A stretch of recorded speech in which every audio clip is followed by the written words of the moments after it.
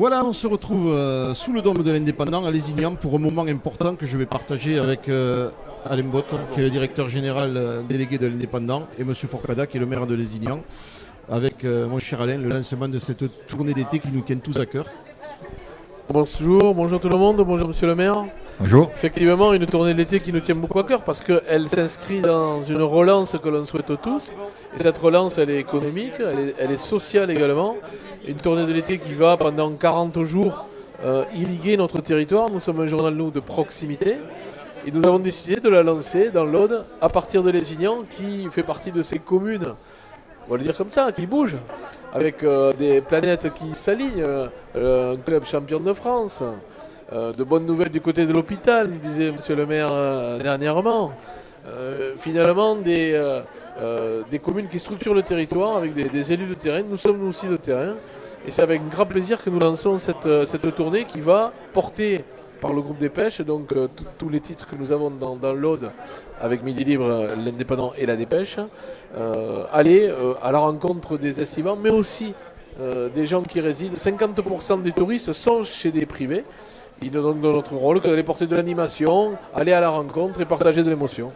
Voilà, puis de temps en temps qu'ils lisent le journal le matin aussi. C'est bien sûr, le matin ou la veille au soir, parce que vous savez que soir, sur le numérique, on peut l'avoir à partir de 23h30. Voilà, l'Indépendant qui fourmille d'informations importantes, monsieur le maire, pour organiser ces journées, notamment à Lézignan. Tout à fait, bien sûr, c'est la première lecture soit la veille, comme le disait monsieur le président, Alain, ou le lendemain, bien sûr, parce que sur mon bureau, j'ai toujours... comme Jacques Castex. Exactement, j'ai les deux. Mais la veille, c'est vrai que c'est mon épouse qui me fait la revue de presse. Donc ça me laisse un peu plus de temps. Mais c'est vrai que c'est l'essentiel pour nous, pour avoir quand même et une vitrine quand nous avons dans la communication, évidemment, et elle est quand même périodique, et aussi, bien sûr, toute une foule d'informations que l'on recueille également, et qui sont... Et oui, la lecture, que ce soit sur un support papier, sur un support numérique, ou à travers encore tous les supports animés, comme nous le faisons en ce moment, les Facebook Live en direct, qui nous permettent, toute l'équipe, Alain, va faire avec plaisir cette mission de l'été, d'aller au cœur des événements, au cœur des territoires, pour parler un petit peu des gens, des produits, de la culture, de tout ce qui se passe dans les départements. Oui, disons qu'en étant au centre du département, au centre de la région, et nous avons, vous le voyez aujourd'hui, avec ce marché qui est extraordinaire, un marché de plein vent, qui est un des plus importants de l'Aude. Nous avons beaucoup de fréquentation touristique pendant la période estivale, et c'est vrai que vous aussi, vous apportez de l'information à tous ces visiteurs qui viennent sur notre territoire apprécier les mets et les vins, bien sûr, que nous avons. Absolument. C'est aussi l'occasion pour nous de véhiculer une philosophie qui structure un peu toutes nos opérations. Nous avions avant-hier soir les 7 heures de l'économie de l'Aude à Narbonne, avec notre club de l'économie. C'est une philosophie que nous partageons avec la Dépêche, avec Midi Libre. C'est un peu aller contre cette petite musique qui court, comme nous faire croire que certains distillent, certains entretiennent, comme quoi il ne se passe rien, que rien ne marche, que tout va mal, quand ça finit pas par tout se pourrir. Et je crois que nous, on a, au-delà de notre mission d'information, on a un rôle à jouer là-dessus. Et on a également un rôle à porter pour braquer les feux sur le positif, sur ceux qui marchent. Il y a des femmes et des hommes qui tous les jours entreprennent, osent, prennent des risques et gagnent. C'est pas tabou que de gagner. Et on est là aussi pour aller porter ces informations qui relèvent de ces gens de notre territoire, pour apporter, on va dire, un petit peu de vérité dans la vitalité de notre territoire. Oui, et aujourd'hui, effectivement, c'est un jour exemplaire aussi, puisque je vous disais il y a un instant que pour l'hôpital, le conseil de surveillance, se réunissant ce matin, a validé le projet de territoire, le projet de santé de territoire, et aussi la direction commune avec Narbonne et Port-la-Nouvelle, donc en grande majorité. Donc c'est une victoire pour les citoyens du territoire, pour au moins avoir un avenir en termes de santé. Et Dieu sait si aujourd'hui cette difficulté que nous avons d'avoir un tissu de représentation au niveau santé soit le plus adapté possible. Alors, on sait les difficultés que nous avons, que l'hôpital ou que le secteur privé aussi a pour recruter des médecins, des spécialistes. Et donc, si ça avait été un échec, ça aurait été catastrophique pour le territoire. Aujourd'hui, c'est une large victoire. Les personnels l'ont souhaité, les membres majoritaires du conseil de surveillance l'ont validé. Et je me réjouis qu'on puisse enfin avoir un avenir pour notre service de santé de territoire et de proximité. Nous nous réjouissons avec vous. Et c'est vrai que tout est une histoire d'homme. Alors, homme avec un grand H, mesdames. Et d'armes aussi. Cette tournée aussi, nous avons avec Jean-Pierre Delors un ambassadeur de choc et de charme. Et il est accompagné pour ces 2 mois d'été par une équipe dynamique et très engagée. J'ai à mes côtés qui sont là les représentants Gladys Kishkov, journaliste, la journaliste avec un La majuscule du Lauragais qui est basé à Castelnaudary, Bertrand Mourel qui est le patron de l'agence, notre agence de communication de l'Aude, Gaël Copec qui s'occupe de la diffusion du journal dans l'Aude et Véronique Andrieux qui elle porte la promotion de nos titres et de contenu. Des correspondants et des correspondantes qui sont venus à notre rencontre, Arnaud Boudet également, Justine Bonnery, enfin toute une équipe. Et c'est cette équipe qui tous les jours, il y avait Pierre Matisse, il est par là, il est là Pierre Matisse, le rédacteur en chef de l'Indépendant, avant de partir à Montpellier, présenter ce que vous verrez dans les kiosques et sur le numérique dans quelques semaines mois, notre nouvelle formule. Nous sommes là, dans l'ombre pour certains, mais toujours au service du territoire. Nous ne sommes pas un service public, mais nous avons la notion de service.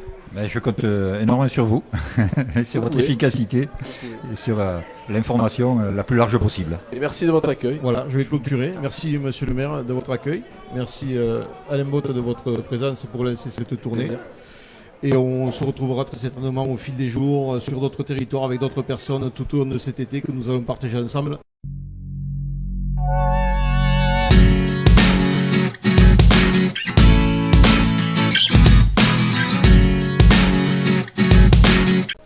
Voilà, nouvelle escale à Lézignan avec nos invités. Alors on a parlé ce matin avec monsieur le maire il y a quelques instants évidemment de cette belle ville qui est idéalement située entre Carcassonne et Narbonne. On peut habiter, on peut travailler à Lézignan tout près de l'autoroute, c'est très important avec une belle qualité de vie puisque on est quand même dans le midi, dans le sud de la France. Et puis on fait du sport aussi à Lézignan, hein. On va ouvrir le dossier tennis avec à ma gauche Rudy Sougnier qui est coprésident du tennis. Et à ma droite, le secrétaire, c'est Alain Lacasa. Bonjour Alain, bonjour Rudy. Bonjour.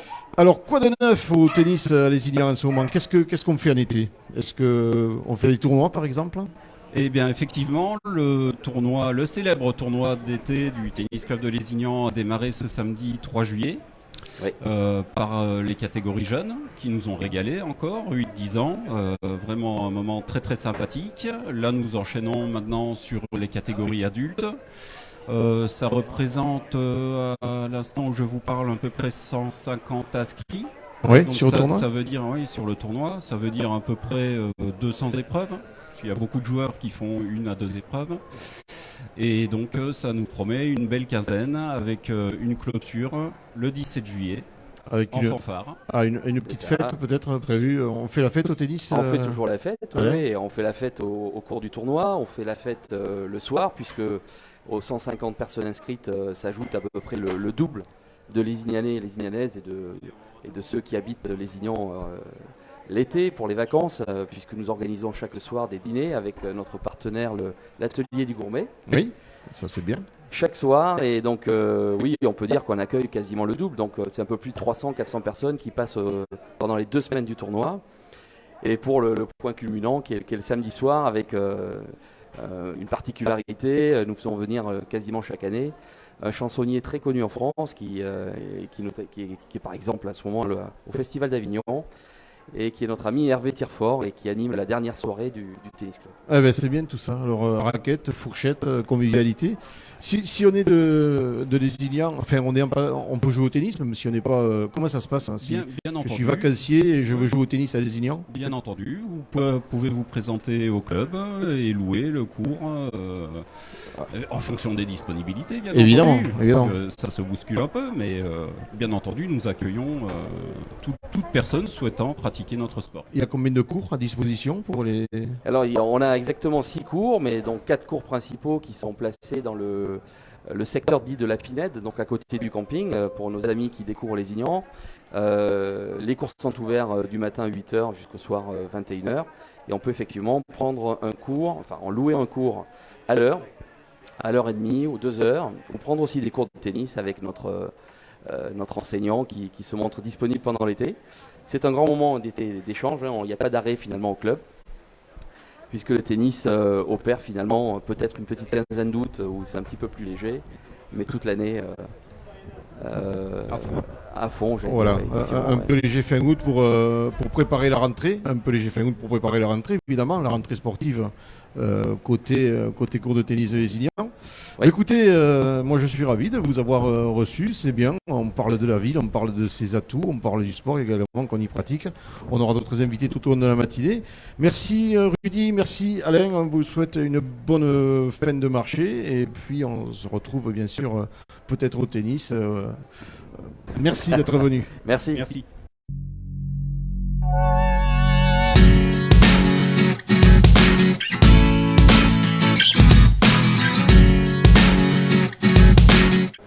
Voilà, nouveau direct, toujours à Lézignan, toujours sur le marché de Lézignan, au cœur de la ville, au cœur du marché, au cœur des couleurs, au cœur des odeurs ce matin, avec un nouvel invité que je reçois, c'est Alain Fabre. Bonjour Alain. Bonjour. Alors on ne pouvait pas passer à Lézignan sans parler du rugby à 13 plus spécialement. Je suis heureux de vous accueillir derrière les micros de l'Indépendant. C'est un vieux club, le Fosseleux, comme on dit ici. Le Fosseleux, oui, c'est un club qui a 120 ans. C'est, je crois, le club de rugby le plus ancien du département.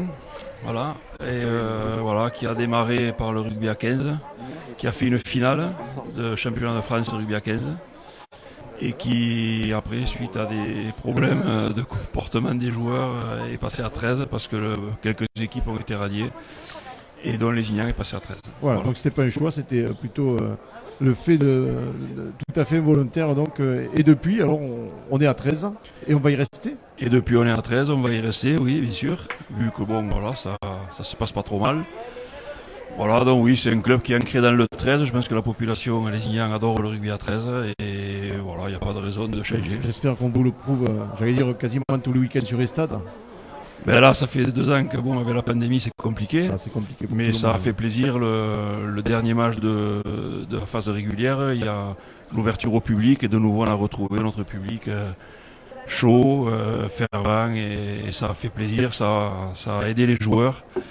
Et la demi-finale à domicile, où là ça a été l'apothéose avec beaucoup de public, des gens enthousiastes et voilà, et ça, c'est un match qui s'est gagné à 2 points et je pense que les 2 points c'est le public. Eh bien voilà, écoutez, on dit le 16e homme ou le 14e homme, ouais. Et c'est vrai que c'est très important d'avoir un public, surtout sur des périodes de match où c'est intense évidemment. Quelques projets, ou on en est où là? Comment on regarde un petit peu l'avenir du côté du Fosseleux? Disons que il y a un ancien joueur qui m'a dit que le travail des dirigeants s'arrêtait le soir de la demi-finale, que la finale c'était le staff et les joueurs, ce qui est vrai. Mais que par contre, il m'a aussi dit le soir de la finale gagnée que le travail des dirigeants recommençait le lundi matin. Et ça c'est la vérité. Voilà. Donc le lundi matin, après avoir savouré le titre avec les joueurs, il faut se remettre au boulot, repenser aux saisons qui arrivent, à remobiliser un peu tout le monde. Et donc là on est en train de bâtir l'équipe pour l'an prochain, en espérant conserver le groupe qu'on a eu, un groupe vraiment admirable, avec des hommes de qualité, pas que rugbystique, même humaine. Parce que faire ce qu'ils ont fait avec cette pandémie, de s'entraîner sans public, faire les efforts qu'ils ont fait, ça a été admirable. Et ils ont été récompensés à la fin. Voilà. Après, l'objectif, c'est de fidéliser notre public, fidéliser nos partenaires, bien sûr, les institutionnels. Mais ça, on est quand même bien soutenu par la mairie de Lézignan. Et après, c'est attirer le plus possible de jeunes gamins qui viennent vers le rugby parce que c'est un sport qui est formidable. Ah oui, puis le sport d'une manière générale, c'est bien pour les jeunes, qu'on se détache un petit peu des écrans qui occupent un peu nos vies et qu'on retrouve un petit peu les stades, les pistes d'athlétisme. Et ça, je crois que c'est important pour l'équilibre, surtout des jeunes qui montent. Merci Alain Fabre, j'étais heureux de vous accueillir. On va vous souhaiter une belle nouvelle saison, pleine d'espoir, pleine de bons scores, pleine de victoires. Et puis peut-être on se retrouvera avec le Dôme de l'Indépendant côté vestiaire pour quelques directs prévus ou imprévus à l'occasion de ces prochaines rencontres. Merci à vous, avec grand plaisir. Merci, bonne journée.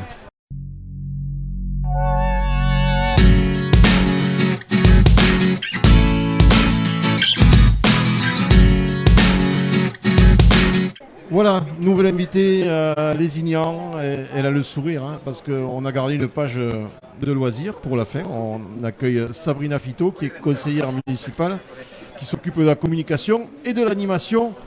Et quelle animation, Sabrina, avec les Lésivales. Alors c'est une nouveauté, expliquez-nous un petit peu.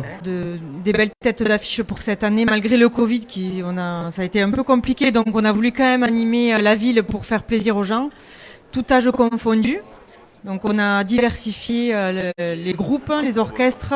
Alors, un festival qui commence début juillet et qui va se prolonger jusqu'au 20 août. Oui, c'est ça, il y a 8 dates. 8 dates. Voilà. Alors, on peut peut-être donner les dates essentielles. Qui va-t-on venir voir à Lézignan? Est-ce qu'on va tirer la foule des départements limitrophes avec de belles affiches? On espère vraiment. On a de Ben l'Oncle Soul, The Voice. Alors Ben l'Oncle Soul, on va donner la date. Le 27 juillet, Ben l'Oncle Soul. Voilà. Notez-le dans l'agenda. Hein. Voilà, le 16 juillet, on a The Voice avec la gagnante Marguet. Donc voilà, je pense que quand même ça va beaucoup plaire. On a les Sévillans aussi. Les Sévillans qui sont très très connus dans le coin et qui amènent aussi avec des danseuses flamenco, etc. De la couleur, très beau spectacle, oui, bien sûr. de l'ambiance. Voilà. Quel rendez-vous important encore, l'incontournable orchestre de René Coll. Oui, voilà, c'est ça. Qui a gardé le nom de René Coll, qui était du territoire, hein, il était de par là, je crois. Oui, c'est ça, voilà, il est de Trèbes. Il est de Trèbes, voilà. D'ailleurs, je travaille beaucoup avec sa fille, Isabelle, et qui lui aussi manque beaucoup. On me dit beaucoup qu'ils sont nostalgiques, que les gens sont nostalgiques de René Coll. Les danseuses, les cuivres, oui. Et voilà. Donc on espère que ça fera plaisir aux petits et aux grands. René Coll, c'est le 14 août, hein, je le précise. Oui. Voilà. Nadao également.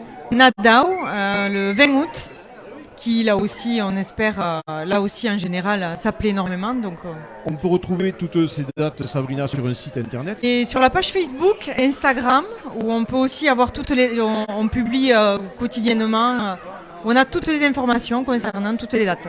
Alors une information importante évidemment, en raison du Covid, eh bien, la jauge est limitée à 700 personnes. Oui, voilà. Avec bien entendu les gestes barrières du moment du concert. Hein. Il y aura sûrement des distances, du lavage des mains, etc. C'est ça. Et puis l'information super importante, Sabrina, on l'a dit à personne, c'est gratuit. C'est gratuit, tout est gratuit. On a gardé donc venez nombreux parce que c'est le meilleur du meilleur. Voilà, c'est ça. C'est gratuit. Tout est gratuit, on peut se restaurer sur place. Hein. Ça, c'est important. Passer un bon moment entre amis, en famille. On en a besoin. Et c'est très bien encadré aussi, donc sécurisé. Je crois qu'on va s'installer à Lézignan pour l'été. Voilà, c'est ça. Vous nous avez tellement bien vendu les Lésivales. Je crois que nous allons rester à Lézignan pour le reste de la saison. Merci Sabrina de votre présence, de votre sourire et de ce programme des Lésivales qui est exceptionnel, qu'on vous invite à retrouver sur le site internet de la ville de Lézignan. On était à Lézignan, c'est notre dernière interview, c'est notre dernière intervention sur le Facebook Live de l'Indep, mon Dieu. En tout cas, restez bien à l'écoute du site, sur le site de l'Indépendant, sur le Facebook Live. Il se passe toujours quelque chose quelque part. Merci à tous. Merci.